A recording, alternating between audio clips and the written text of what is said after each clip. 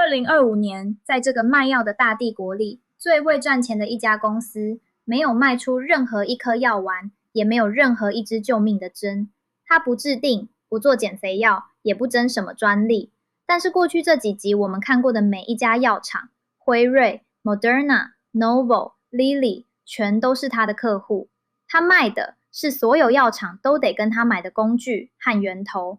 他的名字很多人没听过，叫 Thermo Fisher。一年营收445亿美元，市值冲到1800多亿。一集是一个关于卖工具的人怎么成为整个帝国里最稳的赢家的故事。1849年，加州淘金热，成千上万的人涌进去挖金子，梦想一夜致富。但最后真正稳稳赚到钱的，往往不是那些挖金子的人，而是在旁边卖工具、卖牛仔裤、卖水的补给站。不管你押注哪一个淘金客，他们都得回头跟卖装备的人买单。这一集的两个主人翁 Thermo Fisher 和 Danaher 做的就是这门生意，在生医帝国里把工具和源头卖给所有人。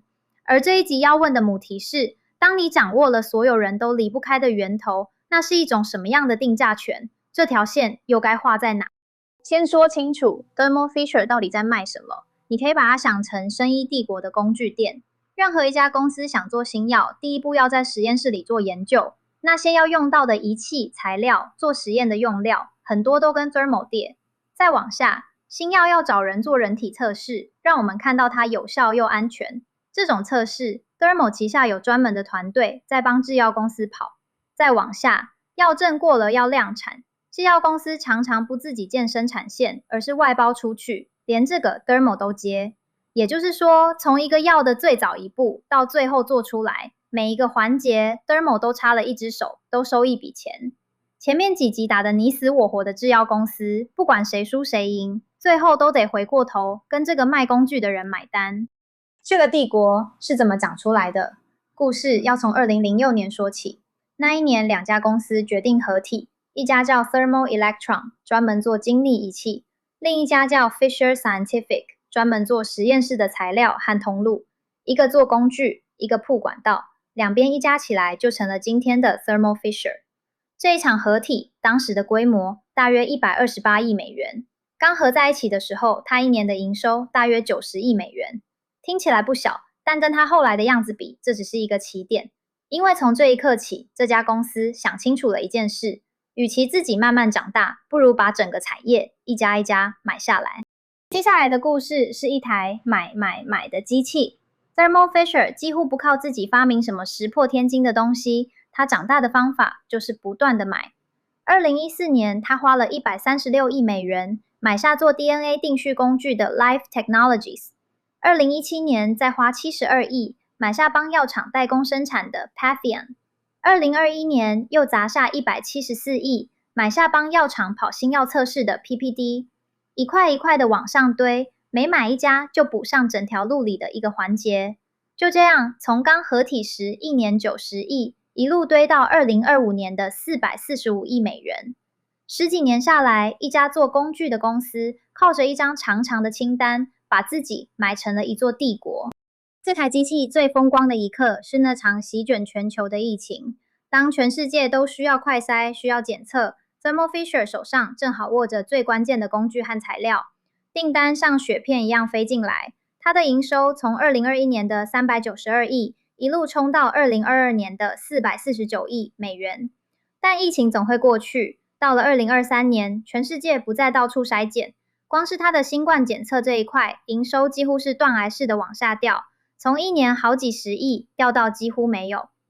如果是 EP2 那个 Moderna，整家公司就压在疫情这一把上，潮水一退就摔得很惨。但 Thermo Fisher 不一样，新冠检测只是他卖的成千上万种东西里的其中一种。这一块垮了，整家公司的总营收几乎没怎么动。那么回到这个系列的母题，卖工具的人握着的是什么样的定价权？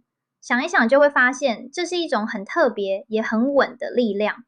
前面几集药厂们拼个你死我活，Novo 跟 Lilly 接那支减肥针，辉瑞等着专利到期，他们每一家都得鼓对自己手上那一款药会不会大卖。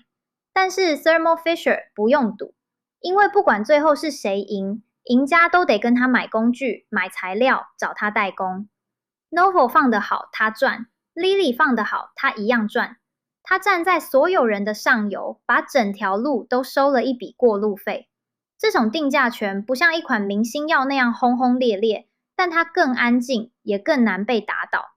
可是这里就藏着第一个两难：当所有人都离不开的工具握在少数几家公司手里，这到底是效率，还是一种新的垄断？而且这套买出一个帝国的玩法，不是只有 Thermo 一家会，它有一个同样厉害的对手，叫 Danaher。Danaher 的市值大约1200亿美元，走的也是一路买的路。但他手上握着一个别人学不来的武器，叫做 DBS。Danaher 的经营纪律，简单讲，就是一套近乎苛刻的管理方法。每买下一家公司，就用这套纪律把它的成本压低，效率拉高，多赚出一截。靠着这套方法，他把从奇异那边买来的生产事业 Cytiva 加上 Paul 做成了一块一年营收超过50亿美元的生意。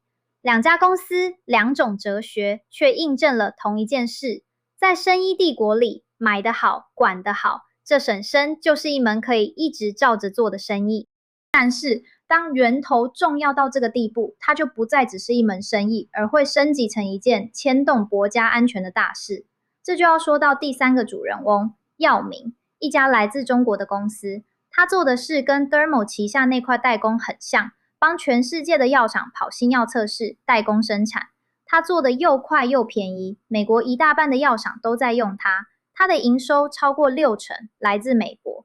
但也正因为这样，问题来了，美国开始担心，这么关键的源头怎么能握在一家中国公司手上？2024年，美国国会推动一项法案，要把药明这样的中国公司从美国的药厂名单里切出去。消息一出，药明的股价像坐电梯一样往下掉，单日一度跌掉超过20%，整年蒸发超过40%，是那一年香港股市里跌得最惨的公司之一。If 明的故事把这一集的两难摊得最清楚。一方面，把工具和源头集中在少数几家手上，确实有效率。大家专心做自己最擅长的，新药才能又快又便宜的做出来。但另一方面，当这个源头重要到成了国家的筹码，它就不再只是商业，而是两个大国较劲的战场。卖工具的人看起来最中立、最不起眼，他不站队，谁来都做生意。可是，一旦所有人都依赖他，握着工具的那只手，其实也就握住了所有人的命脉。这是效率还是风险？是专业分工，还是把鸡蛋全放进了别人的篮子？这一集我们一样只把这个两难摊开来，不替你下判决。Thermo Fisher 和 Danaher 的故事告诉我们，在生医帝国里，最稳的位置不一定是站在聚光灯下卖药的人，而可能是站在所有人背后卖工具和人头的那一个。你不需要赌对哪一款药，你只要确定，不管谁赢，他们都得跟你买。但是生命的定价权，还有最尖锐的一面，我们还没碰到。下一集生医帝国，我们要去看那些全世界最贵的药，一针药价210万美元的疗法，到底是奇迹，还是把生命明码标价标到了什么地步？如果这一集让你重新看懂了这个卖工具的隐形帝国，按个赞，追踪频道，把生医帝国这个系列跟我们一起追下去。